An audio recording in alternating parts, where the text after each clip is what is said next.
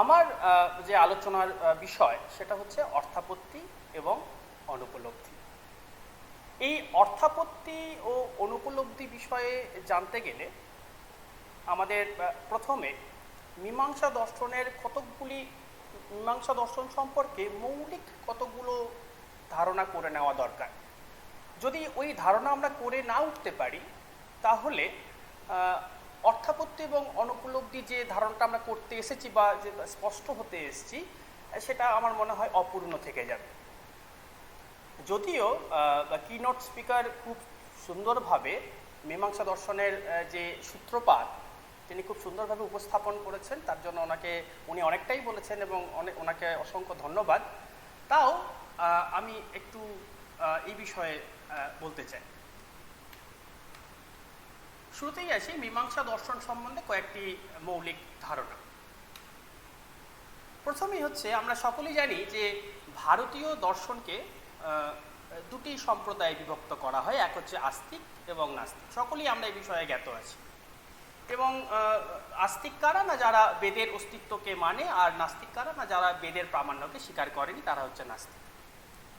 এই আস্তিক সম্প্রদায়কে আবার দুই ভাগে ভাগ করা হয়। এক হচ্ছে, আমি এখানে লিখছি, লেখাটা দেখতে পাবেন আপনারা, এক হচ্ছে বেদ অনুগত, আর একটা হচ্ছে বেদ স্বতন্ত্র। এখন বেদ অনুগত আর বেদ স্বতন্ত্র কাকে বলে? প্রথমে একটা সহজ উদাহরণ নেওয়া যাক, একদম সোজাসাপটা একটা উদাহরণ। যখন আমরা ছোট্ট ছিলাম, একদম ছোট্ট বেলায় আমরা আমাদের মায়ের কথা সব শুনতাম। মা যা যা বলতো আমরা তাই তাই করতাম, অর্থাৎ আমরা প্রত্যেকেই মা অনুগত ছিলাম। মানে মা যদি বলতো যে ঘুমিয়ে পড়, ঘুমিয়ে পড়তাম, যদি বলতো স্নান করার জন্য স্নান করতাম, খাওয়ার জন্য বললে খেতাম। মানে যে কটা নির্দেশ দিতেন সে কটা নির্দেশ আমরা একদম অক্ষরে অক্ষরে পালন করতাম। আর এখন যারা আমরা বড় হয়েছি তারা প্রত্যেকেই কিন্তু মানে স্বতন্ত্র। মায়ের কথা মানি, তবে মায়ের কথা যে সব মানি তা কিন্তু নয়। আমরা মায়ের কথা যদি 10খানা বলে হয়তো 5 থেকে 6টা মানি, বেশিরভাগ ক্ষেত্রেই আমরা মানি না, অনেক ক্ষেত্রে দেখা যায়। ঠিক একই রকমভাবে বলা যায় বেদ অনুগত। বেদ অনুগত মীমাংসকদেরকে কেন বেদ অনুগত বলা হয়? তার কারণ হচ্ছে এরা একেবারে বেদের উপর নির্ভরশীল। বেদ ছাড়া একটি কথাও এরা বলে না। বেদে যদি 10খানা কথা বলা থাকবে তো এরা 10টা কথাই বলবে, বেদের বাইরে এরা একটা কথাও বলবে না।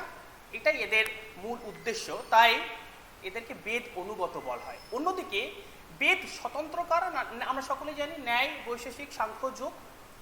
এই ন্যায়, বৈশেষিক, সাংখ্য, যোগ এরা বেদ মানে, এমন নয় যে বেদ মানে না, অবশ্যই বেদ মানে, কিন্তু বেদের বাইরে গিয়ে নিজেদের কিছু স্বতন্ত্র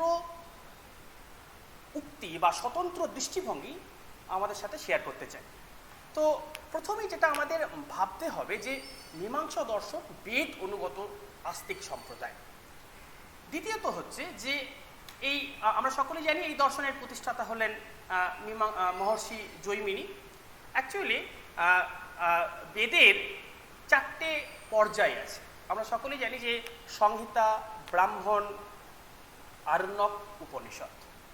এই সংহিতা ও ব্রাহ্মণ এই দুটো মানে পর্যায়কে নিয়ে তিনি একটা সূত্র লেখেন, তার নাম হচ্ছে মীমাংসা সূত্র, যেখানে এই সংহিতা এবং ব্রাহ্মণে যা যা উল্লেখিত আছে সেটাকে একটা সংক্ষিপ্ত আকার দেওয়ার চেষ্টা করে। স্বাভাবিকভাবে আমাদের প্রশ্ন উঠবে যে মীমাংসা কথাটার অর্থ কী? এটা আমাদের সকলেই মনে প্রশ্ন উঠবে, এবং আমরা কিন্তু ব্যবহারিক জীবনে মীমাংসা কথাটা অনেকবারই ব্যবহার করে থাকি। আমরা দেখবে যখন কোথাও ঝগড়া হয় বা ঝামেলা হয় আমরা বলি চল ওদের মধ্যে মীমাংসা করে দিয়ে আসি।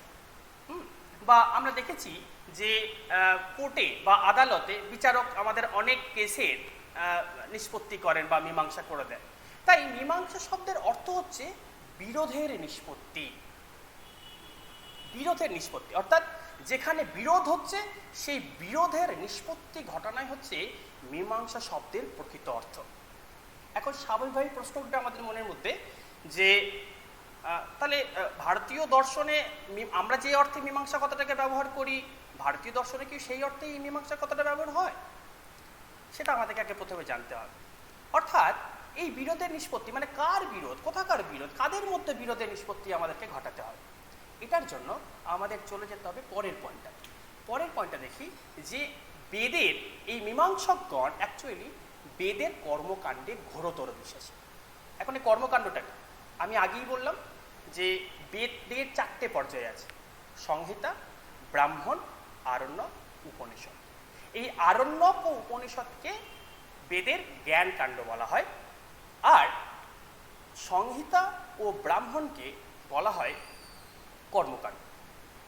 অর্থাৎ মানুষ কেমন করে কর্ম করবে, মানুষের জীবনযাত্রা জন্ম থেকে মৃত্যু পর্যন্ত তার যে জীবনযাত্রা, সেই জীবনযাত্রায় মানুষ কেমন করে কর্ম করবে তার উপর তারা অত্যন্ত গুরুত্ব আরোপ করেছিলেন।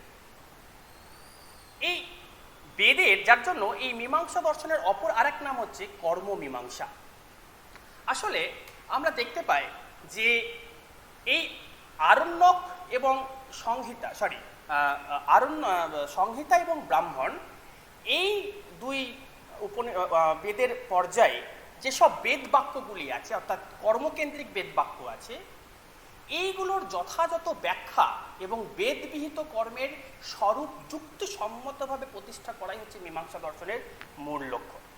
এছাড়া কিন্তু আর কোনো লক্ষ্যই তাদের নেই।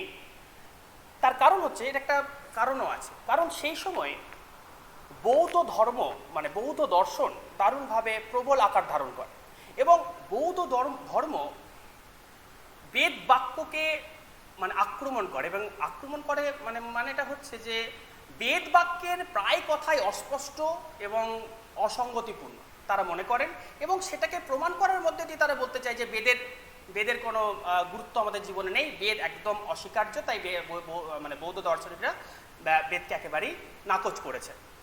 আমরা সকলেই জানি পরবর্তী সময়ে এই জৈমিনী বেদ বাক্যের যথার্থ ব্যাখ্যা ও যাতে সাধারণ মানুষ তাদের যে চলার পথে এই বেদ বাক্য সম্বন্ধে তাদের যেন কোনো সংশয় না উৎপত্তি হয়, তার জন্য এই মীমাংসা সূত্রের উৎপত্তি হয়েছে বলা যেতে পারে। তাহলে মূল যে উদ্দেশ্য সেটা হচ্ছে বেদ বাক্যের যথার্থ ব্যাখ্যা এবং বেদ বিহিত কর্মের স্বরূপ যুক্তিসম্মতভাবে প্রতিষ্ঠা করা। এবারে চলে আসি আর অন্য একটা পয়েন্ট নিয়ে। প্রমাণ সম্বন্ধে মীমাংসা দর্শনের অবদান বিশেষভাবে গ্রহণযোগ্য। একজন লেখক ছিলেন, লেখকটার নাম হচ্ছে উমেশচন্দ্র ভট্টাচার্য। উনি বই লিখেছিলেন ভারত দর্শন তত্ত্বসার।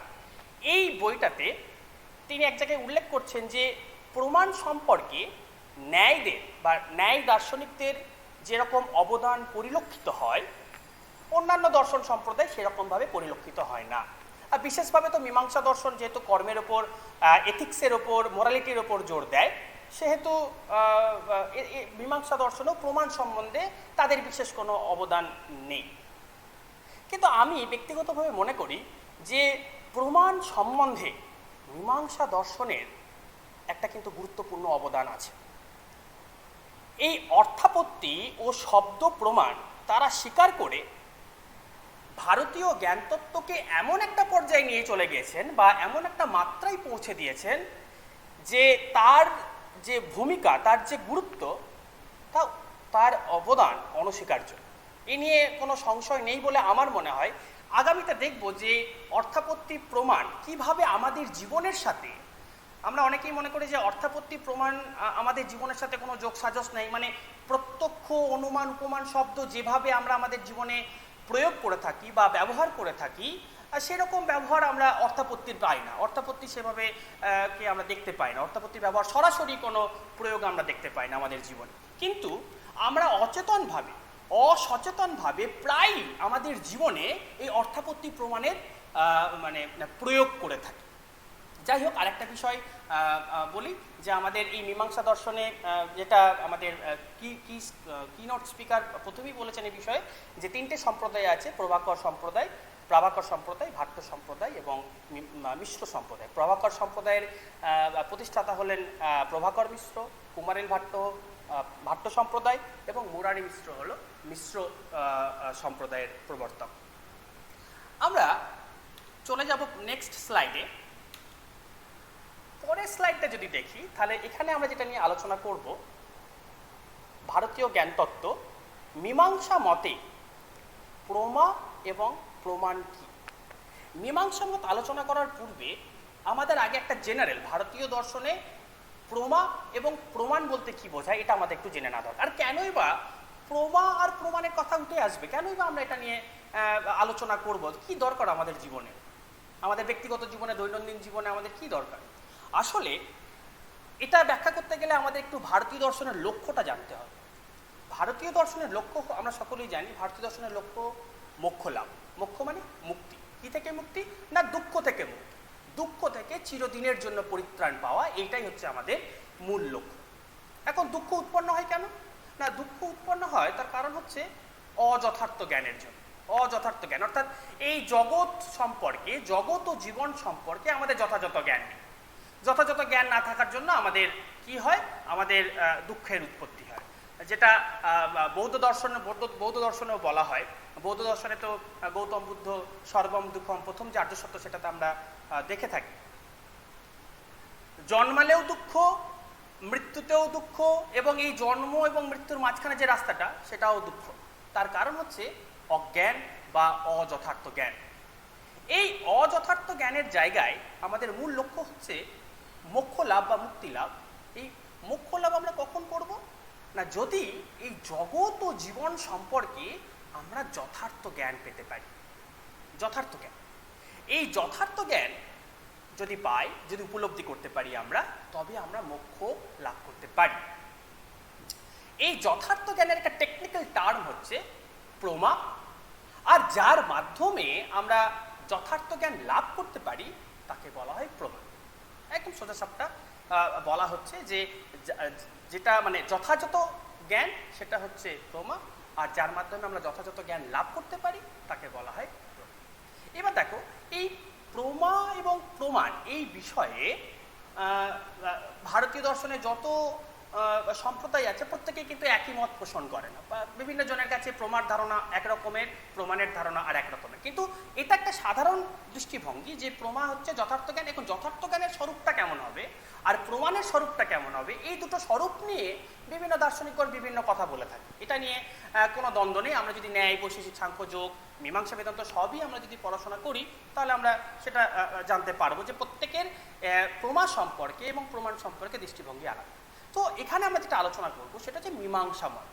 মীমাংসা মতে প্রমা কি না, শ্লোক বার্তিকে কুমারিল ভাট্ট বলছেন যে তস্মাৎ দৃঢ়ং যদুৎপন্নং নাপি সংবাদ মৃচ্ছতি জ্ঞানান্তরেণ বিজ্ঞানং তৎ প্রমাণং প্রতীয়তাম। অর্থাৎ এখানে আমরা কতকগুলো শব্দ পাচ্ছি, তার আগে আমি মানেটা বলে দিই যে তস্মাৎ দৃঢ়ং যদুৎপন্নং, অর্থাৎ যে জ্ঞান বা যা দৃঢ়ভাবে উৎপন্ন হয়, যা দৃঢ়ভাবে উৎপন্ন হয় এবং অন্য কোনো জ্ঞানের দ্বারা প্রাপ্ত নয়, অন্য কোনো জ্ঞানের দ্বারা প্রাপ্ত নয়, সেটাই হচ্ছে প্রমা, এবং সেটাকেই অনেকে এখানে প্রমাণও বলা হচ্ছে। তাহলে আমরা একটা শব্দ পেলাম, সেটা হচ্ছে দৃঢ়। এই দৃঢ় কথাটার অর্থ কি? এই দৃঢ় কথাটার অর্থ হচ্ছে নিশ্চয়াত্মক জ্ঞান। নিশ্চয়াত্মক অর্থাৎ নিশ্চিত জ্ঞান, যেখানে কোনো সংশয় নেই, যেখানে কোনো সন্দেহ নেই, যেখানে কোনো ভ্রম নেই, বিপর্যয় নেই, এইরকম একটা জ্ঞানকে বলা হচ্ছে নিশ্চিত জ্ঞান বা নিশ্চয়াত্মক জ্ঞান। আর এই জ্ঞানটাকে বলা হচ্ছে দৃঢ়। একটা যদি উদাহরণ নিই তাহলে বুঝতে পারবো যে দৃঢ় শব্দটা কি, দৃঢ় শব্দটার মানেটা কি। ধরো একটা বাচ্চা ছেলের সামনে বলা হলো যে তার মা বললো এই বাটিতে গরম জল আছে, হাত দিবি না কিন্তু, হাত দিলে হাত পুড়ে যাবে। সে কথাটা শুনলো, কথাটা শুনে কি তার জ্ঞান লাভ হলো? সে কথাটা যা শ্রবণ করেছে। কিন্তু দেখবে বাচ্চা ছেলেদের অনেক কৌতূহল, যেটাতে বারণ করা হয় সেটা দিয়ে বারবার সে হাত দিতেই। তো মা চলে গেল, মা চলে যাওয়ার পর ওই বাচ্চাটা কিন্তু নিজে গিয়ে হাত দেবে, হাত দেওয়ার চেষ্টা করবে, কারণ তার কৌতূহল, মা যেটা বলেছে সেটা দেখতে হবে আমাকে। তো এই নিজে গিয়ে হাত দিয়ে দেখায়, যেই হাত দিয়ে দেখবে সেই ছাকা খাবে। এই ছাকা খাওয়ার পর তার যে নলেজটা হলো, সে যে নলেজটা পেল, এইটাকে বলা হচ্ছে দৃঢ় বা নিশ্চয়াত্মক জ্ঞান। এরপর থেকে কিন্তু আর ওকে কখনোই বলতে হবে না যে গরম জলে হাত দেবে না বাবা, এই গরম জলে হাত দিলে কিন্তু হাত পুড়ে যাবে, আর ওকে বলতেই হবে না। এই ধরনের জ্ঞানকে বলা হচ্ছে একদম নিশ্চয়াত্মক জ্ঞান। আর আরেকটা বৈশিষ্ট্য কি না, অন্য কোনো জ্ঞানের দ্বারা তা প্রকাশিত হবে না, অন্য জ্ঞানের ওপর নির্ভর করবে না। এই দুটো বৈশিষ্ট্য যদি থাকে তাহলে তাকে আমরা কি বলবো, তাকে আমরা মীমাংসা মতে বা কুমারিল ভাট্ট যেটা বলছেন সেটা হচ্ছে প্রমাণ, একাধিকে প্রমাণ এবং অন্যদিকে এটাকেই তারা প্রমাও বলছে। এবার চলে আসি যে প্রমাণ কাকে বলে। প্রমাণ কথাটাও এরই একটা থেকে বলা হচ্ছে যে শালিকনাথ প্রকরণ পঞ্চিকায় বলছেন দৃঢ়ম বিসংবাদ দিয়া ঘৃতার্থ গ্রাহকং প্রমাণম, অর্থাৎ প্রমাণ তাই যার মাধ্যমে আমরা দৃঢ় জ্ঞান লাভ করতে পারি এবং যার মাধ্যমে আমরা অন্য কোনো জ্ঞান পাই না, মানে অন্য কোনো জ্ঞান থেকে সেই জ্ঞানের উৎপত্তি নয়, এই ব্যাপারটা এটাকেই বলা হচ্ছে প্রমাণ। অর্থাৎ যার দ্বারা আমরা নিশ্চিত, সুনিশ্চিত এবং দৃঢ় জ্ঞান লাভ করতে পারছি এবং যে জ্ঞান অন্য কোনো জ্ঞানের দ্বারা প্রাপ্ত নয়, সেই জ্ঞানটাকে আমরা যখন উপলব্ধি করছি, যার মাধ্যমে উপলব্ধি করছি, সেটাকে বলা হচ্ছে প্রমাণ। এটাকে আরেকটু আগিয়ে নিয়ে এসে এটার সাথে আরেকটা শব্দ জুড়ে দিয়ে তন্ত্র রহস্যকার তন্ত্র রহস্যে বলছেন দৃঢ়ম বিসংবাদ দিয়ে ঘৃতার্থ গ্রাহী বিজ্ঞানং প্রমাণম। ওখানে উনি বলছেন যে শুধু যে জ্ঞান বা যার দ্বারা শুধুমাত্র নিশ্চিতভাবে জ্ঞান লাভ হয় এবং অন্য জ্ঞানের দ্বারা তা উৎপন্ন নয় এবং যেটা বিজ্ঞানে রূপান্তরিত হয়। বিজ্ঞান মানে হচ্ছে একদম সরাসরি যেটাকে আমরা উপলব্ধি বলি, একদম নিজস্ব উপলব্ধি। ওই যে বাচ্চাটা যেটা হলো যে একদম নিজস্ব উপলব্ধি হলো, এই নিজস্ব উপলব্ধিটাকে আমরা বিজ্ঞান বলি। আমরা যদিও বিজ্ঞান কথাটার অর্থ এরকম করি যে বিশেষ জ্ঞান, সায়েন্সের ক্ষেত্রে আমরা দেখে থাকি, কিন্তু সেই একই রকম আমাদের নিজস্ব যে উপলব্ধি, এই উপলব্ধিটাকেই বলা হচ্ছে, এই উপলব্ধি যার সাহায্যে হচ্ছে সেই টুলস বা সেই উপায়টাকেই তন্ত্র রহস্যে প্রমাণ বলছে। তাহলে মোটামুটি আমরা প্রমা সম্পর্কে আর প্রমাণ সম্পর্কে একটা আইডিয়া আমরা করে নিতে পারলাম। এবার চলে আসি পরের স্লাইডে। আমরা দেখব যে কুমারিল ভাট্ট এবং প্রভাকর মিশ্র স্বীকৃত প্রমাণগুলি কী কী। তার আগে চলে আসি যে আমরা সকলেই জানি যে ভারতীয় দর্শনে 6টা প্রমাণ স্বীকার করেছে, তার মধ্যে অন্যতম হচ্ছে প্রত্যক্ষ। চারবাগরা বলে প্রত্যক্ষই একমাত্র প্রমাণ, প্রত্যক্ষ ছাড়া আর অন্য কোনো প্রমাণের স্বীকার করার দরকার নেই, প্রত্যক্ষের মাধ্যমেই আমরা আমাদের জীবনকে কাটিয়ে দিতে পারবো। যার অস্তিত্ব আছে, যাকে দেখা যায় তার অস্তিত্ব আছে, যাকে দেখা যায় না তার অস্তিত্ব নেই। পরবর্তী সময় দেখা যায় যে বৌদ্ধ দার্শনিকগণ এই প্রত্যক্ষ অনুমান উভয়কে স্বীকার করেছেন। ওনারা বলেছেন যে শুধু প্রত্যক্ষের দ্বারা হবে না, শুধু প্রত্যক্ষের দ্বারা আমাদের জীবনকে আমরা চালিয়ে নিয়ে যেতে পারবো না, আমাদেরকে অনুমানটাও আমাদের জীবনে দরকার। যথার্থ জ্ঞান লাভ করতে গেলে আমাদের অনুমানও করতে হয়, তাই প্রত্যক্ষ অনুমান তারা দুটো প্রমাণ স্বীকার করেছেন। উল্টো দিক থেকে সাংখ্য দার্শনিকগণ এবং সাংখ্য, জৈন, যোগ এই 3টে সম্প্রদায় প্রত্যক্ষ, অনুমান, শব্দ স্বীকার করেছে, এই 3টে প্রমাণ স্বীকার করেছে। আমরা সকলেই এই বিষয়ে জানি। আর প্রত্যক্ষ অনুমান স্বীকার করেছে বৌদ্ধ আর বৈশেষিকগণ। আর আমরা সকলেই জানি ন্যায় দর্শনে প্রত্যক্ষ, অনুমান, শব্দ, উপমান এই 4টে প্রমাণই স্বীকার করা হয়েছে এবং তারা বলেছে যে যথার্থ জ্ঞান লাভ করতে গেলে এই 4টে প্রমাণের সহযোগিতা আমাদেরকে নিতেই হবে। যদি আমরা এই 4টে প্রমাণের সহযোগিতা যদি না নিই, তাহলে এই জগৎ ও জীবন সম্পর্কে যথার্থ জ্ঞানের কথা আমরা বলছি, যেটা না পেলে আমি মোক্ষ লাভ করতে পারবো না, দুঃখ থেকে মুক্তি পাবো না, তাহলে এই 4টে আমাকে প্রমাণ স্বীকার করতেই হবে। এবার চলে আসি মীমাংসা মতে।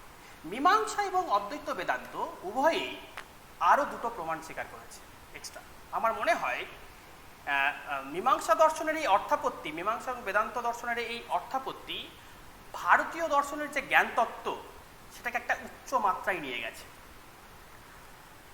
এর মধ্যে আমরা সকলে জানি যে আমরা আগেই জেনেছি যে মীমাংসা দর্শনের 2টি সম্প্রদায় আছে, এক হচ্ছে কুমারিল ভাট্ট এবং অন্যদিকে হচ্ছে প্রভাকর মীমাংসক। কুমারিল ভাট্ট 6টি প্রমাণই স্বীকার করেন। উনি বলেন যে এই জগৎ ও জীবন সম্পর্কে যদি আমাদের যথার্থ জ্ঞান উপলব্ধি করতে হয়, তাহলে আমাদের 6টা প্রমাণকেই স্বীকার করতে হবে। 6টা প্রমাণ স্বীকার না করলে হবে না। 6টা প্রমাণের মধ্যে দিয়েই আমরা যেটা প্রত্যক্ষের মাধ্যমে হবে না বা যেটা অনুমানের মাধ্যমে হবে না সেটাকে আমরা অন্যান্য প্রমাণের মাধ্যমে আমরা পেতে পারি, অর্থাপত্তি, অনুপলব্ধি, উপমান, এই সমস্ত প্রমাণের মাধ্যমে। এই 6টা প্রমাণকেই তারা স্বীকার করেছে। কিন্তু অন্য দিক থেকে প্রভাকর মীমাংসক তারা প্রথম 5টি স্বীকার করেছে, প্রত্যক্ষ, অনুমান, শব্দ, উপমান, অর্থাপত্তি। তারা অনুপলব্ধির প্রমাণটা কিন্তু স্বীকার করেনি। কেন স্বীকার করেনি? প্রভাকরদের মতে যত জ্ঞান আমাদের আছে সব ভাব বিষয়, অর্থাৎ আমাদের সবসময় ইতিবাচক জ্ঞান হয়, আমাদের নেতিবাচক জ্ঞান কখনোই হয়। সবসময় ভাব বিষয়ক জ্ঞান আমাদের হয়, অর্থাৎ বস্তু আছে আমার জ্ঞান আছে, বস্তু নেই আমার জ্ঞান নেই, এরকম একটা বোধ। তাই প্রভাকররা মনে করে যে অনুপলব্ধি আলাদা করে অভাব প্রমাণকে স্বীকার করার জন্য বা অভাবকে স্বীকৃতি দেওয়ার জন্য আমাকে অনুপলব্ধি প্রমাণকে স্বীকার করার কোনো দরকার নেই, কারণ আমাদের যা যা জ্ঞান হয় সমস্ত জ্ঞানই ইতিবাচক দিক থেকে হয়, বা মানে প্রত্যেকটা জ্ঞানই হচ্ছে ভাব, অর্থাৎ ভাব বিষয়ক, অর্থাৎ যথা ভাব কথার অর্থ কি, মানে যার অস্তিত্ব আছে, যার অস্তিত্ব নেই তার কথা হচ্ছে অভাব। অভাব, অভাবটাকে বুঝলে আমরা ভাবটা বুঝতে পারবো যে অভাব কথাটার অর্থ হচ্ছে যে অভাব মানে হচ্ছে যার অস্তিত্ব নেই, আর উল্টোটা হচ্ছে ভাব, যার অস্তিত্ব আছে। এইবার আমরা সরাসরি ঢুকে যাব অর্থাপত্তি প্রমাণ সম্পর্কে। এটা কিন্তু খুব ইন্টারেস্টিং একটা বিষয়, আমার খুব ভালো লাগে, এটা খুব মজাদার একটা বিষয়, কারণ আমাদের জীবনে এর মানে পয়েন্ট টু পয়েন্ট আমাদের জীবনের সাথে এর যোগাযোগ আছে, যোগসাযোগ আছে। আমরা অনেকেই মনে করি যারা দর্শন নিয়ে পড়াশোনা করেছি বা দর্শনের সাথে যুক্ত আছে তারা, আমরা অনেকেই মনে করি যে অর্থাপত্তি আমাদের জীবনের সাথে হয়তো তার যোগাযোগ নেই, কিন্তু আমি তো মনে করি ওতপ্রোতভাবে জড়িত। এবং সবথেকে বড় কথা হচ্ছে যে আমরা ছোট্টবেলা থেকে, যখন আমরা অর্থাপত্তি দর্শন সম্বন্ধে আমাদের যখন কোনো জ্ঞান হয়নি, সেই ছোট্টবেলা থেকে আমরা কিন্তু এই অর্থাপত্তির যে পদ্ধতি, সেই পদ্ধতিটা আমরা কিন্তু ব্যাখ্যা করে আসি, প্রয়োগ করে আসি। কোথায় না, পরের স্লাইডে যাই। আমার মনে হয় অর্থাপত্তির যে পদ্ধতি সেটার সাথে অঙ্কের একটা সম্বন্ধ আছে। শুধু সম্বন্ধ বললে হবে না, একদম ডিরেক্ট সম্বন্ধ আছে।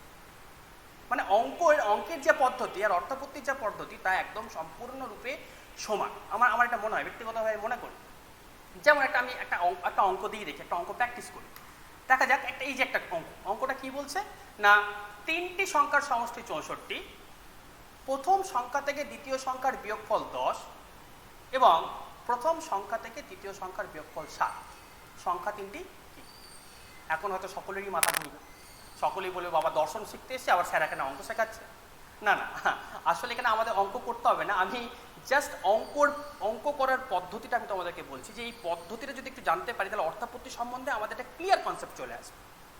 সেটা কি দেখো, আমরা যতই ভাবি, আচ্ছা কেউ কি আছো যে অঙ্কটা পারবে? কেউ কি এখানে আছেন বা আছো? কেউ কি আছেন যে অঙ্কটা পারবে?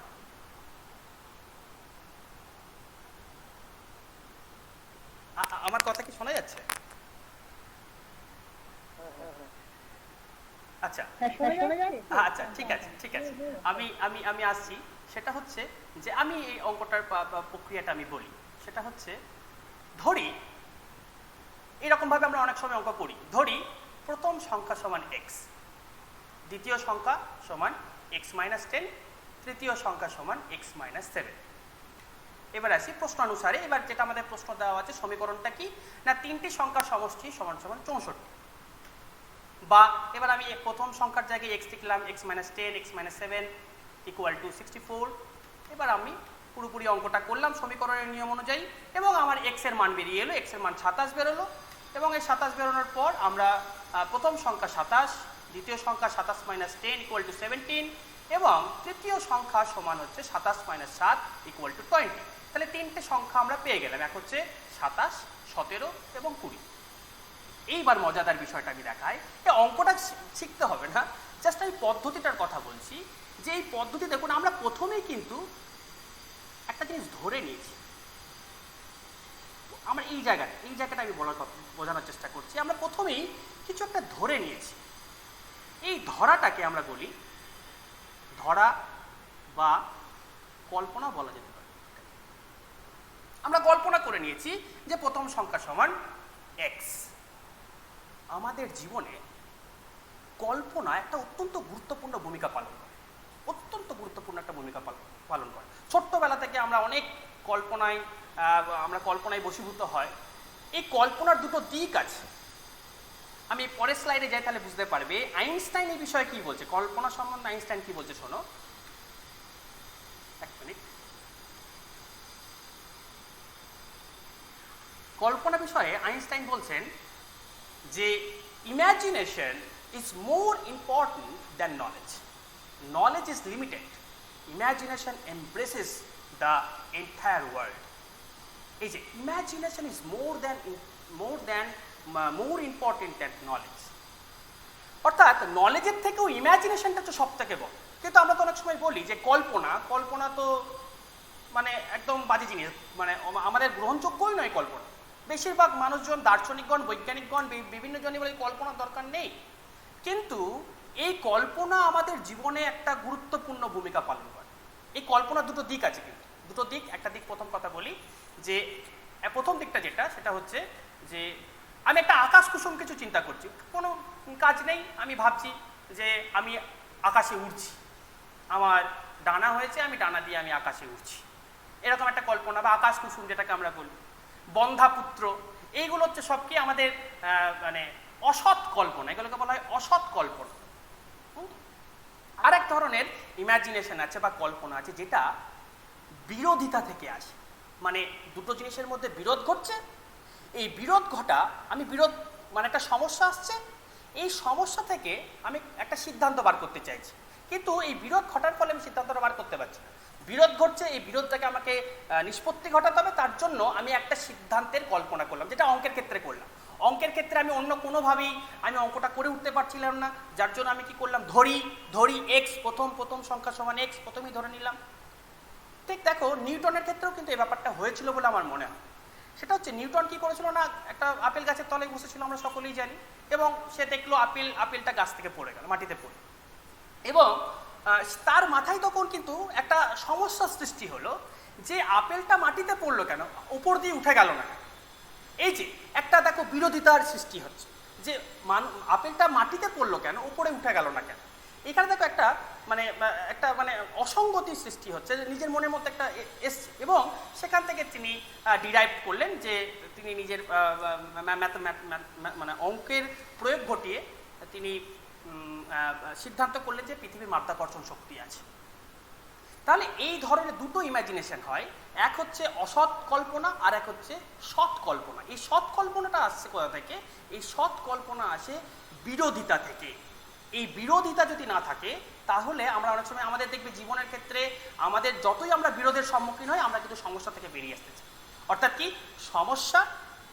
সমস্যা মানেই হচ্ছে সেখান থেকে আমরা বেরিয়ে আসার একটা চেষ্টা করি। আমাদের মানুষের অন্যতম একটা প্রবৃত্তি হচ্ছে যে মানুষের জীবনে যত সমস্যা আছে, মানুষ কিন্তু সেই সমস্যার মধ্যে বশবর্তী হয়ে থাকতে চায় না, সে সমস্যা থেকে বেরিয়ে আসতে চায়। যেমন দেখো, এই যে এখন করোনা ভাইরাসের যে আমাদের প্রভাব পড়েছে, এখান থেকেও আমরা বেরিয়ে আসতে চাইছি বিভিন্নভাবে, ভ্যাকসিনের মাধ্যমে, মাস্ক পরে ঘরের মধ্যে একাকী থেকে আমরা এখান থেকে বেরিয়ে আসার চেষ্টা করছি, যাতে এটা কোনো রকমভাবে সংক্রমণ না হয়। তাহলে সমস্যা আছে এবং তার সমাধান আছে। এই সমস্যা মানে হচ্ছে যে সমস্যা আরেকটা রূপ হচ্ছে বিরোধিতা। যেখানে বিরোধ হয়, আমরা কেউই কিন্তু বিরোধিতা পছন্দ করি না, বিরোধ হলেও সেটাকে আমরা স্বীকৃতি দিই না। এই বিরোধ থেকে কিন্তু আমাদের কি হয়, বিরোধটার নিষ্পত্তি ঘটানোর জন্য আমরা নতুন একটা সিদ্ধান্তের বা কল্পনা করি, যেটা আমাদের এই জগৎকে এতটা দূর নিয়ে গেছে। যার জন্য বলি যে যখন লিওনার্দো দা ভিঞ্চি এরোপ্লেনের ছবি এঁকেছিলেন যে সময়ে, সেই সময়ে দাঁড়িয়ে এরোপ্লেনের কথা চিন্তা করা যাবে না, এবং সবাই তাকে অমূলক বলতো, অবাস্তব, এটা হওয়া সম্ভবই নয়। কিন্তু আজকের দিনে দাঁড়িয়ে দেখো যে এরোপ্লেন একটা স্বাভাবিক বাস্তব জিনিস।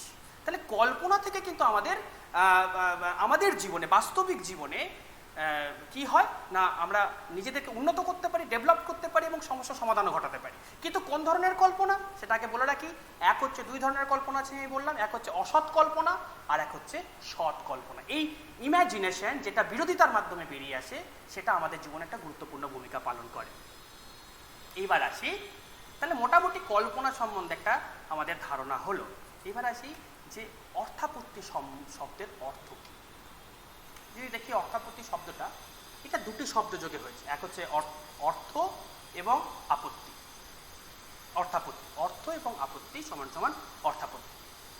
এখানে অর্থ কথাটার অনেকগুলো মানে হয়, যেমন অর্থ মানে টাকা, অর্থ, অর্থ কথার শব্দ হচ্ছে, শব্দের অর্থ হচ্ছে অর্থ মানে, এটা আমরা সকলেই জানি। আবার অর্থ বলতে বিষয়কেও বোঝানো হয়, মানে একটা ফ্যাক্ট, একটা ঘটনা, এটাকেও বোঝানো হয়। আর আপত্তি এই শব্দটার দুটো অর্থ আছে, দুটো। এক হচ্ছে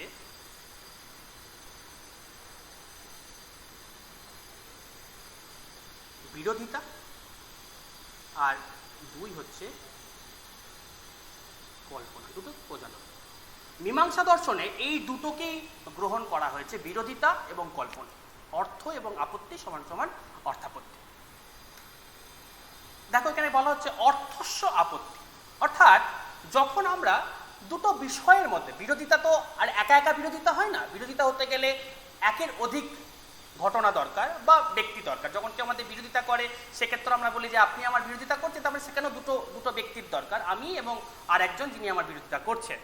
তো এই অর্থস্য আপত্তি, এই অর্থস্য আপত্তি প্রমাণের একটা গুরুত্বপূর্ণ মানে প্রমাণ বলা হচ্ছে এটাকে। তার কারণ হচ্ছে এখানে বিরোধিতা অর্থে গৃহীত হচ্ছে, অর্থাৎ যখন দুটো বিষয়ের মধ্যে বিরোধ দেখা দেয়, যখন দুটো বিষয়ের মধ্যে কি দেখা দেয়, বিরোধ দেখা দেয়, সেটা হচ্ছে প্রমাণ, সেটা হচ্ছে অর্থাপত্তি। আর একদিক থেকে বলা হচ্ছে যে এই বিরোধ থেকে, দুটো বিষয়ের মধ্যে হয়তো বিরোধ ঘটলো, আমি যখন উদাহরণ দেবো সেই উদাহরণগুলোর মাধ্যমে বুঝতে পারবে, জাস্ট একটু বোঝার চেষ্টা করা যাক যে, আর এই অর্থের আপত্তি থেকে যে জ্ঞান উৎপন্ন হয় তাকে অর্থাপত্তি প্রমা বলে। অর্থের আপত্তি থেকে যে জ্ঞান, যে জ্ঞানটা, এই যে বিরোধ ঘটলো, এই বিরোধের বশবর্তী হয়ে আমার মধ্যে যে নতুন একটা জ্ঞানের সৃষ্টি হলো বা উৎপন্ন হলো, এই জ্ঞানটাকে অর্থাপত্তি প্রমাণ বলা হয়।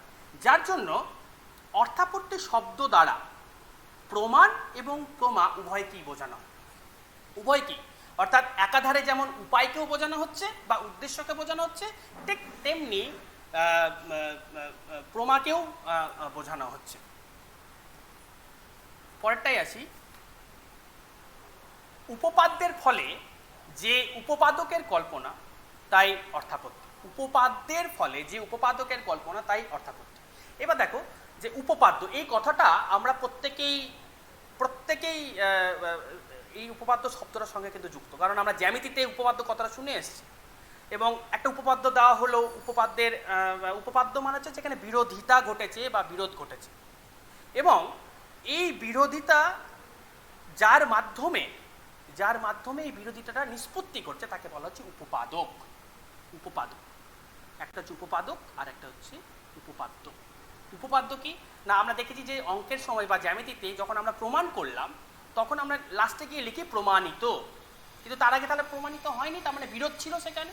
তাহলে উপপাদ্য কথাটার অর্থ হচ্ছে যখন দৃষ্ট বা শ্রুত কোনো বিষয়ের মধ্যে বিরোধ ঘটে, অর্থাৎ অসঙ্গতি ঘটে, অর্থাৎ একটা এমন একটা সিচুয়েশনের তৈরি হয় যেখান থেকে বেরোনোর দরকার আছে বা যেটাকে আমরা ব্যাখ্যা করতে পারি না, সেটা হচ্ছে উপপাদ্য। আর এই অসঙ্গতি বা অসম্ভব বা মানে কি বলবো, এই বিরোধিতা যার মাধ্যমে নিষ্পত্তি ঘটে সেটাকে উপপাদক বলা হয়। তাহলে দুটো জিনিস আমরা পেলাম, এক হচ্ছে উপপাদ্য আর এক হচ্ছে উপপাদক। এবার আসি অর্থাপত্তির যে লক্ষণ সেইটাই। অর্থাপত্তির লক্ষণে মানমোদয় যিনি লিখেছেন, নারায়ণ ভট্ট, তিনি বলছেন অন্যথানুপপত্তা যৎ উপপাদক কল্পনম তদার্থাপত্তিরিত্যেবং লক্ষণম ভাষ্য ভাষিতম। অর্থাৎ কি, দেখো এখানে খুব সুন্দরভাবে বোঝা যাবে ব্যাপারটা এবার, যে যখন অন্য কোনো প্রকারে কোনো অসঙ্গতি বা অনুপপত্তি বা অসম্ভব বিষয় উৎপন্ন হয়, তখন সেই অসঙ্গতিকে নিরসন করতে যে উপপাদকের কল্পনা করা হয় তাকে অর্থাপত্তি বলা হয়। তাহলে এখানে দেখো আমরা তিনটে শব্দ পাচ্ছি, এক হচ্ছে অসঙ্গতি, অনুপপত্তি, অসম্ভব, এবং অন্য কোনো প্রকার। হয়তো একটা আমাদের মধ্যে আমরা চোখের সামনে হয়তো কোনো একটা বিরোধ ঘটছে, যে কোনো প্রকারের বিরোধক, আমি একটা উদাহরণের মাধ্যমে আসবো ব্যাপারটাতে, কিন্তু জাস্ট আগে এটা বুঝে নেওয়ার চেষ্টা করি যে অন্য কোনো প্রকারে আমি কোনো রকমভাবেই সেই বিরোধের নিষ্পত্তি ঘটাতে পারছি না, কোনো রকমভাবেই। যেটা অঙ্কের ক্ষেত্রে হয়েছিল, অঙ্কের ক্ষেত্রে যদি আমরা ভাবতে বসতাম যে কীভাবে অঙ্কটা হবে, তাহলে একদম অনেকটা সময় চলে যেত, যার জন্য আমরা কি ধরি এক্স করে আমরা এগোলাম। এখন এই যে দুটো মানে ঘটনার মধ্যে বিরোধ ঘটছে, এই বিরোধ বা অসঙ্গতি বা অনুপপত্তি হওয়ার ফলে এই অনুপপত্তিকে দূর করার জন্য, অসঙ্গতিকে নিরসন করার জন্য একটা উপপাদকের কল্পনা করা হয়। এই উপপাদকের কল্পনাটা কি বলা হচ্ছে? অর্থাপত্তি। কেমন? এইবার একটা আমরা উদাহরণের মাধ্যমে এটাকে বোঝার চেষ্টা করি। উদাহরণ 1, যেমন ধরা যাক যে একটা চিরাচরিত এই উদাহরণই বরাবর আসছে এবং আমরা যারা দর্শন শাস্ত্র নিয়ে পড়াশোনা করেছি বা করছি এখনো পর্যন্ত তারা প্রত্যেকেই এই উদাহরণ নিয়ে আলোচনা করেন। জীবিত দেবদত্ত ঘরে নেই, এটা উপপাদ্য। এখানে একটা কন্ট্রাডিকশন আছে। এখানে যদি আমরা খুব গভীরভাবে বিশ্লেষণ করি তাহলে দুটো জিনিস আমরা পাবো, দুটো ঘটনা আমরা পাবো। এক, দেবদত্ত জীবিত আছে, এবং 2, দেবদত্ত ঘরে নেই। এই দুটো ঘটনা মধ্যে দেখো একটা বিরোধ ঘটছে। আমরা সাধারণ প্রমাণের মাধ্যমে আমরা জেনেছি যে দেবদত্ত জীবিত আছে। সাধারণ প্রমাণ যেমন হয়তো দেখা গেল যে আমি অনুমান করেছি, কিংবা আমি জ্যোতিষশাস্ত্রের মাধ্যমে আমি হয়তো জেনে এসেছি যে দেবদত্ত জীবিত আছে, এবং কেউ হয়তো একজন আমাকে বলে আমি একটু আগে আমি দেবদত্তকে জীবিত দেখেছি, এবং আমি তার বাড়িতে গেলাম, বাড়িতে গিয়ে দেখলাম দেবদত্ত ঘরে নেই। এটা কি? এটা হচ্ছে অসাধারণ প্রমাণ। একটা হচ্ছে সাধারণ প্রমাণ যে দেবদত্ত জীবিত আছে, আর দেবদত্ত ঘরে নেই এটা হচ্ছে অসাধারণ প্রমাণ। অসাধারণ প্রমাণটা কি না, আমি প্রত্যক্ষের মাধ্যমে সেটা বুঝতে পারলাম। দেবদত্ত জীবিত আছে এই সাধারণ প্রমাণ আর দেবদত্ত ঘরে নেই, এটার মধ্যে একটা সূক্ষ্ম কন্ট্রাডিকশন আছে বা বিরোধিতা আছে, একটা স্ববিরোধিতা আছে। এটা কখন হতে পারে যে যে দেবদত্ত জীবিত আছে আবার দেবদত্ত ঘরে নেই? কেমন একটা কন্ট্রাডিকশনের সৃষ্টি হচ্ছে না? যে দেবদত্ত জীবিত আছে অথচ দেবদত্ত ঘরে নেই, একটা কন্ট্রাডিকশনের সৃষ্টি হচ্ছে, এই বিরোধিতা সৃষ্টি হচ্ছে। এখন এই বিরোধিতাটা কি করতে হবে? আমাদেরকে নিষ্পত্তি ঘটাতে হবে। তাহলে অটোমেটিক্যালি আমরা কল্পনা করে বসি, যে কল্পনা ধরেই নিই আমরা যে যে কল্পনার কথা আমি বলছিলাম সেটা হচ্ছে দেবদত্ত ঘরের বাইরে আছে। তাহলে দুটো বিষয় আমরা এখানে দেখতে পেলাম, যে দেবদত্ত জীবিত আছে, দেবদত্ত ঘরে নেই। এখন এই দেবদত্ত জীবিত আছে, দেবদত্ত ঘরে নেই, এই দুটোর মধ্যে একটা কি হচ্ছে? কন্ট্রাডিকশন হচ্ছে বা বিরোধিতা হচ্ছে, একটা অনুপপত্তি হচ্ছে। অনুপপত্তি মানে হচ্ছে দুটো প্রমাণের মাধ্যমে বিরোধ, দুটি প্রমাণের মধ্যে বিরোধ। যেমন এখানে একটা পেয়েছি আমরা সাধারণ প্রমাণ, আর একটা পেয়েছি অসাধারণ প্রমাণ। সাধারণ প্রমাণ প্রত্যক্ষ হতে পারে, অনুমান হতে পারে, আর অসাধারণ প্রমাণ আমি নিজের চোখে দেখে এসেছি। আমি নিজের চোখে বাড়িতে গিয়ে দেখলাম যে দেবদত্ত ঘরে নেই, এবং আমি জানি, আমি জ্যোতিষশাস্ত্রমূলক কোনো কিছুর মাধ্যমে আমি জেনেছি যে দেবদত্ত জীবিত আছে। বা হয়তো সকালবেলায় আমাকে বলেছে এই তুই আমার বাড়ি আসিস, দেবদত্ত হয়তো আমাকে বলেছে তুই আমার বাড়ি আসিস, আজকে আমরা দুজনে খেলতে যাবো, মাঠের বাইরে বেরোবো। তো আমি যখন বাড়িতে গেলাম বিকালবেলাতে, যে বিকালবেলাতে বেরিয়ে দেখছি যে দেবদত্ত ঘরে নেই, তাহলে আমরা নিজেরাই একটা কল্পনা করে নিই, ও তার মানে ও ঘরের বাইরে আছে। এখন ঘরের বাইরে কোথায় আছে সেটা আমাকে হয়তো পরবর্তী কোনো প্রমাণের মাধ্যমে জানতে হবে, সেটা আলাদা ব্যাপার। কিন্তু এটা ঠিক যে দেবদত্ত ঘরের বাইরে আছে, এটা দৃঢ়ভাবে উৎপন্ন হচ্ছে, এবং সবথেকে বড় কথা হচ্ছে যে এই জ্ঞানটি অন্য কোনো জ্ঞানের দ্বারা নিশ্চিত হচ্ছে না, যার জন্য এটাকে বলা হচ্ছে প্রমাণ। আর এটাকেই বলা হচ্ছে প্রমাণ। এই যে বিরোধিতা ঘটছে, এই বিরোধিতা থেকেই কিন্তু অ্যাকচুয়ালি আমাদের মানে অর্থাপত্তি বেরিয়ে আসছে। এখানে নৈয়ায়িকগণ একটা কথা বলে থাকেন যে দেবদত্ত জীবিত আছে এবং দেবদত্ত ঘরে নেই, এখানে দুটো প্রমাণ আছে, একটা সাধারণ প্রমাণ, একটা হচ্ছে অসাধারণ প্রমাণ। এই দুটো প্রমাণের মধ্যে যদি বিরোধ থাকে তাহলে দুটো প্রমাণেরই প্রমাণত্ব থাকবে না। প্রমাণত্ব থাকবে না মানে মানে যদি দুটোর মধ্যে বিরোধিতা থাকে তাহলে দুটোকেই ফেলে দেওয়া উচিত। এটা আমাদের অনেক সময় মনে করি আমরা যে দুটোর বিরোধিতা আছে, তার দুটোকেই নেবো না, অন্য কোনো একটা জিনিসকে আমরা গ্রহণ করব। যাই হোক, তো যদি দুটো প্রমাণের মধ্যে, নৈয়ায়িকরা বলছে যদি দুটি প্রমাণের মধ্যে যদি বিরোধিতা থাকে তাহলে নিশ্চয়ই ওই দুটো প্রমাণ নয়। আর যদি সত্যিই ওই দুটো প্রমাণ হয়ে থাকে তাহলে দুটো প্রমাণের মধ্যে কখনোই বিরোধিতা ঘটবে না। যেমন ওরা বলছে এটা লাল ফুল এবং এটা লাল ফুল নয়, এই দুটো শব্দ, এই দুটো শব্দের মধ্যে বিরোধিতা ঘটতে পারে, এই দুটো বাক্যের মধ্যে বিরোধিতা করতে পারে, কিন্তু এই দেবদত্ত জীবিত আছে এবং দেবদত্ত ঘরে নেই, এদের মধ্যে কোনো রকম কোনো বিরোধিতা নেই। এটা আমরা অনুমানের মাধ্যমেই আমরা এটাকে জানতে পারি। যাই হোক, এটা বিরোধিতা বা সমালোচনার দিক থেকে নৈয়ায়িকরা করেছে। আমরা আর একটা উদাহরণ নিয়ে ব্যাপারটাকে বোঝার চেষ্টা করি। বলছে যে মোটা দেবদত্ত দিনের বেলায় আহার করে, এটাও একটা চিরাচরিত উদাহরণ, এটা উপপাদ্য। উপপাদ্য বলেছি, উপপাদ্য মানে হচ্ছে সেখানে বিরোধিতা আছে। এখন দেখো, মোটা দেবদত্ত দিনের বেলায় আহার করে, এটা কেমন একটা কন্ট্রাডিক্টরি কথা না? মোটা অথচ দিনের বেলায় আহার করে না। এখানে দুটো বিষয় অন্তর্ভুক্ত ঘটেছে। এক হচ্ছে কি, এক হচ্ছে দেবদত্ত শারীরিকভাবে মোটা, এটা একটা দিক। আর একটা হচ্ছে দেবদত্ত দিনের বেলায় খাবার আহার করে না। এই দুটো দিক আমরা দেখতে পাচ্ছি। দেবদত্ত শারীরিকভাবে মোটা আর দেবদত্ত দিনের বেলায় আহার করে। একটা আমি নিজে প্রত্যক্ষভাবে দেখেছি, আমি দেখছি সকালবেলাতে, একদম নিজস্ব চোখে দেখছি যে দেবদত্ত কোনোদিনও সকালবেলায় হয়তো আমার সাথে কাজ করে, আমার সাথেই থাকে, কিন্তু দেবদত্তকে আমি সকাল থেকে দেখছি সে কোনোদিনও খাবার খায় না, কোনো খাবারই খায় না, অথচ দিনও মোটা হচ্ছে, প্রত্যেক দিনও একটু একটু করে মোটা হচ্ছে। এটা তো অবাক করা বিষয় যে দেবদত্ত মোটা হচ্ছে অথচ সে দিনের বেলায় আহার করে না। তাহলে দেখো এই দুটোর মধ্যে একটা কি ঘটছে, কন্ট্রাডিকশন ঘটছে, আবার দেখো বিরোধিতা।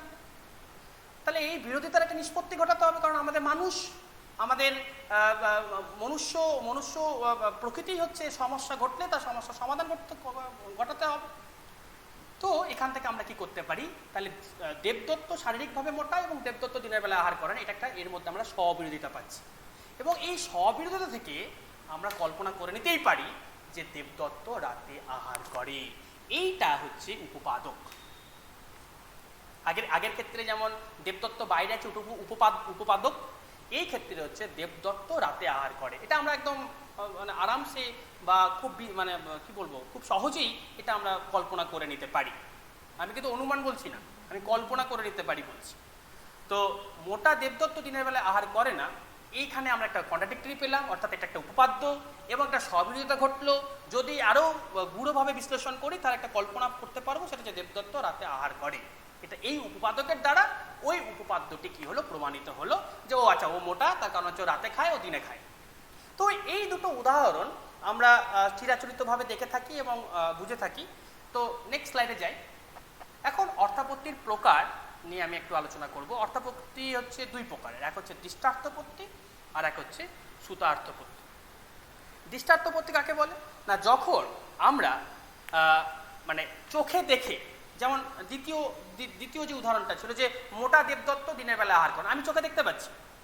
অর্থাৎ কোনো বস্তু, কোনো বিষয়ে যখন আমাদের, এক মিনিট, অর্থাৎ কোনো দৃষ্ট বিষয়ের ক্ষেত্রে অসঙ্গতিকে ব্যাখ্যা করার জন্য যে বিষয়কে কল্পনা করা হয়, সেই কল্পনার বিষয়কেই বলা হয় দৃষ্টান্তপত্তি। অর্থাৎ আমি দেখছি, দেখা বিষয়ে আমার একটা বিরোধিতা সৃষ্টি হচ্ছে এবং ওই বিরোধিতাকে নিষ্পত্তি ঘটানোর জন্য আমি কিছু একটা কল্পনা করছি এবং ওই কল্পনার মাধ্যমে যে জ্ঞানটা আমি লাভ করতে পারছি সেটা হচ্ছে দৃষ্টান্তপত্তি।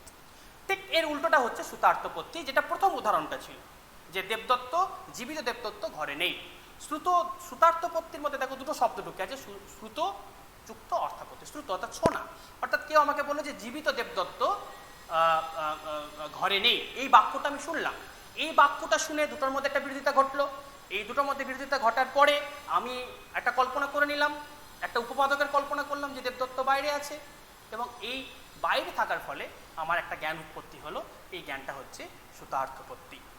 এই হচ্ছে মোটামুটি একটা সাধারণ বিজ্ঞানের সাথে অর্থাপত্তির একটা আমার মনে হয় সামঞ্জস্য ছিল। সেই সামঞ্জস্য কতটা আমি দেখাতে পেরেছি, তাই আমি কতটা বোঝাতে পারলাম সেটা আমি জানি না, কিন্তু এই একটা মানে আছে আমার বলে মনে হয়।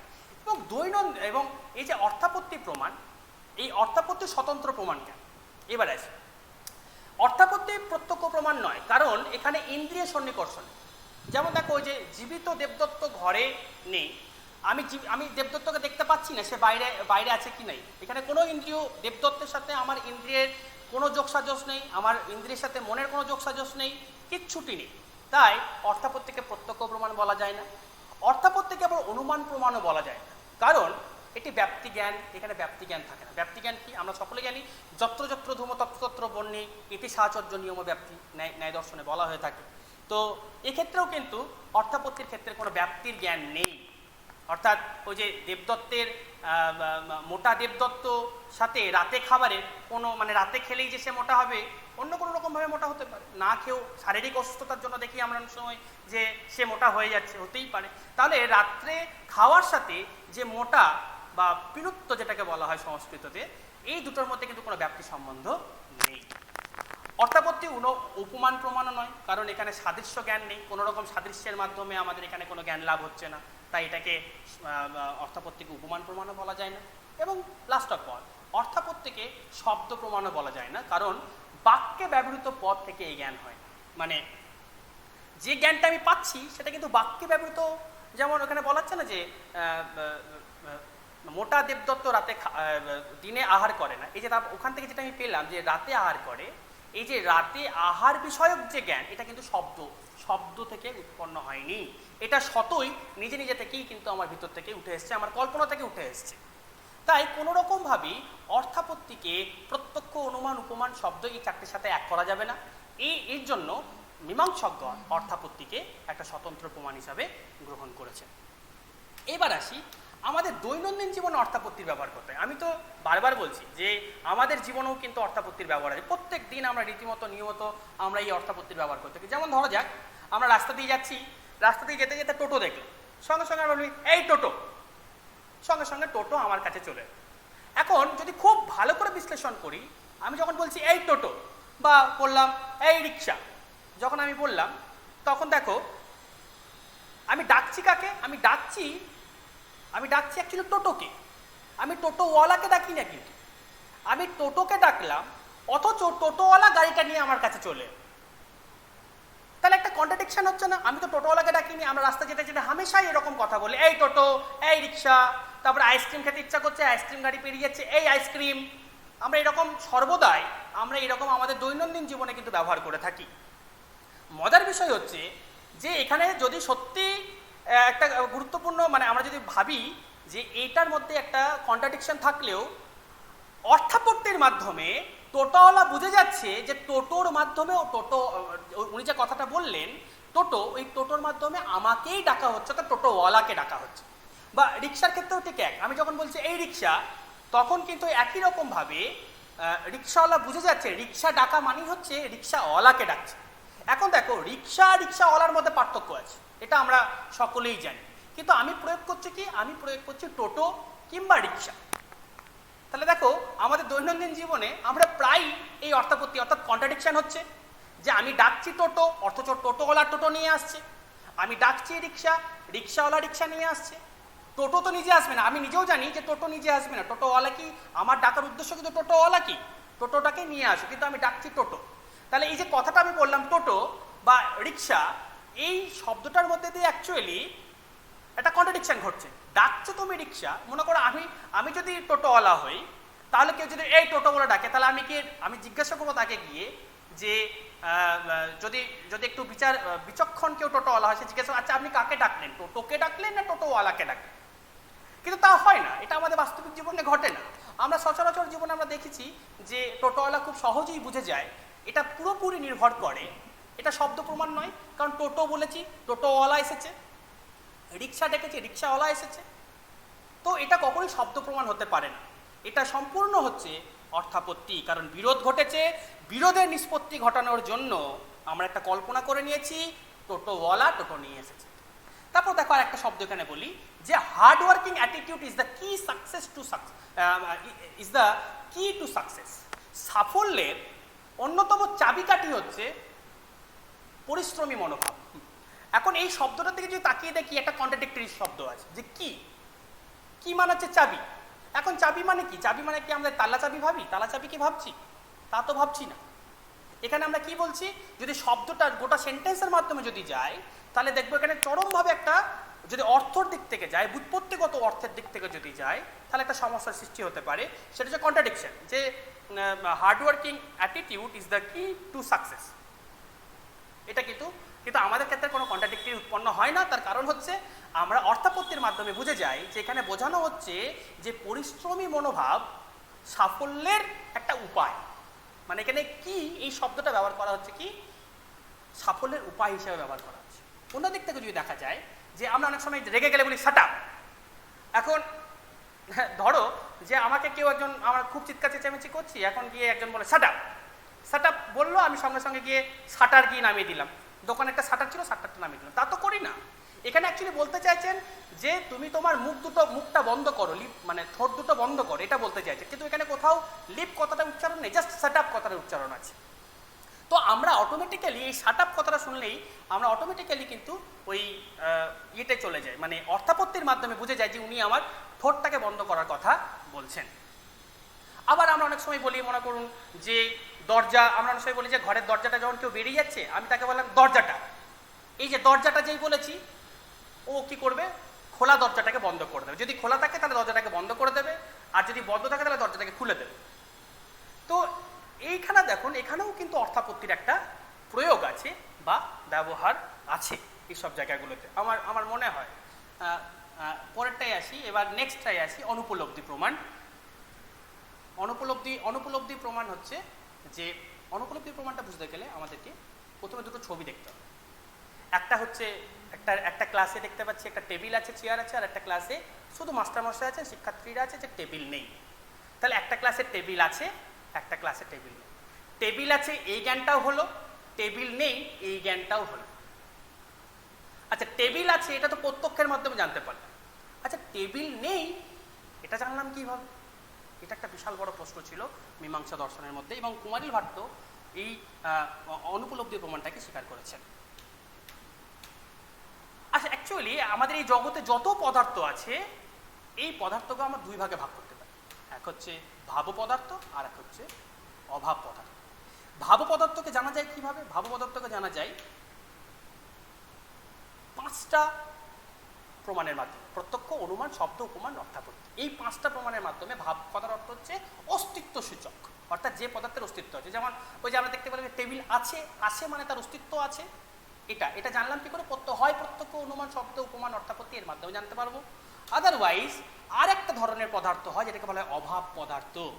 এই অভাব পদার্থকে আমরা জানতে পারি অনুপলব্ধি প্রমাণের মাধ্যমে। স্বাভাবিকভাবে প্রশ্ন উঠবে যে অনুপলব্ধি প্রমাণটা কি, বা এই অ্যাকচুয়ালি মূল যে জায়গাটা সেটা কী রকম। আমরা অনেক সময় অনুপলব্ধি প্রমাণটা উপলব্ধি করতে পারি যখন আমাদের এই যখন আমাদের আত্মীয় স্বজন মারা যায়। এই করোনার সময় অনেকেই আমাদের প্রিয় অনেকেই আছেন যারা মারা গেছেন, তাদের উপলব্ধি হচ্ছে না এখন, অর্থাৎ তার অভাবটাকে আমরা উপলব্ধি করতে পারছি। এইটাই হচ্ছে অনুপলব্ধি। এই অনুপলব্ধি প্রমাণের কতগুলো বৈশিষ্ট্য আছে। প্রথম বৈশিষ্ট্য হচ্ছে অনুপলব্ধি প্রমাণ এবং প্রমা উভয়। যেমন অর্থাপত্তির ক্ষেত্রে বললাম যে অর্থাপত্তি ওই শব্দটা প্রমাণ এবং প্রমা উভয় ক্ষেত্রেই ব্যবহৃত হয়, ঠিক তেমনি অনুপলব্ধি এই শব্দটাও প্রমাণ এবং প্রমা উভয় ক্ষেত্রেই ব্যবহার করা হয়ে থাকে। দ্বিতীয় বৈশিষ্ট্য কি না, অভাব জ্ঞান সর্বদাই ওই অভাবের প্রতিযোগীর অধীনে। অর্থাৎ এই প্রতিযোগী কথাটার অর্থ কি? প্রতিযোগী কথাটার অর্থ হচ্ছে যার অভাব তাকে বলা হয় প্রতিযোগী।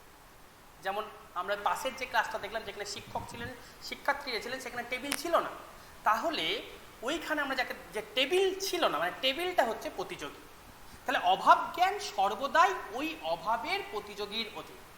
এটা খুব সোজা শব্দে যদি বলা হয়, যদি টেবিল থাকে তাহলে টেবিলের অভাব জ্ঞান কখনোই হবে না। তাহলে টেবিলের অভাব জ্ঞান কখন হবে? টেবিলের অভাব জ্ঞান তখনই হবে যখন টেবিলটা থাকবে না, তখনই টেবিলের অভাব জ্ঞানটা হবে।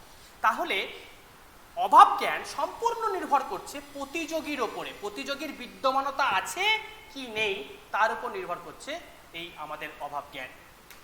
তৃতীয়ত হচ্ছে কেবলমাত্র অনুপলব্ধি থেকে অভাবের জ্ঞান হতে পারে না। এটা একটা গুরুত্বপূর্ণ বিষয়, এইটা একটু ভাবার বিষয়।